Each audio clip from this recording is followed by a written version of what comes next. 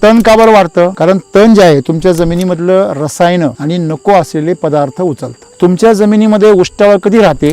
जेव्हा रसायन तुम्ही टाकता. या झाडांना रसायन नको. तुम्ही लहान मुलाला औषधं घेऊन जा बरं, ते तुमच्या समोर खातं बाहेर जाऊन फुकून टाकत आणि त्याला तुम्ही गुलाबजाम द्या बरं, ते दुसऱ्याचं पण ओढून खात. म्हणजे एससीटी वैदिक म्हणजे गुलाबजाम आहे, त्याला हवंय. केमिकल म्हणजे काय? गोळ्या आहे, केमिकलचे गोळ्या त्याला नकोय, परंतु तुमच्या जबरदस्तीमुळे ते त्याला दुसरं काही खायला मिळत नाही म्हणून खातं.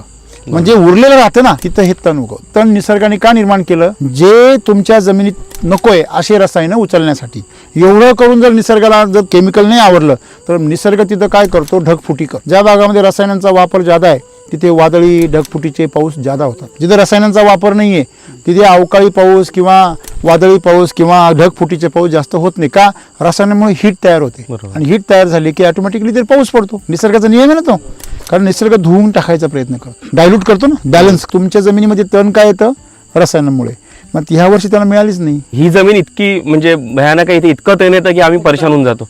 तिकडे तर जमीन इतकी भयानक आहे की याच्यावरती तण आहे, माणूस दिसणार नाही इतकं तण येतं. म्हणजे वापरलं नाही आहे. म्हणजे तिथे ज्या ठिकाणी तुमच्या जमिनीमध्ये विषारी पदार्थ जादा आहे तिथे तण जास्त आहे.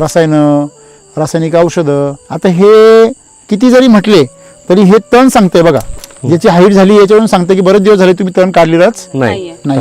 बरोबर आहे. म्हणजे आज हे तण जे आहे हे ओसळून गेलेलं आहे, पण त्याला जोर नाहीये. जसं पूर्वी तुमच्या शेवंतीला जोर नव्हता. म्हणजे हे कळलं तुम्हाला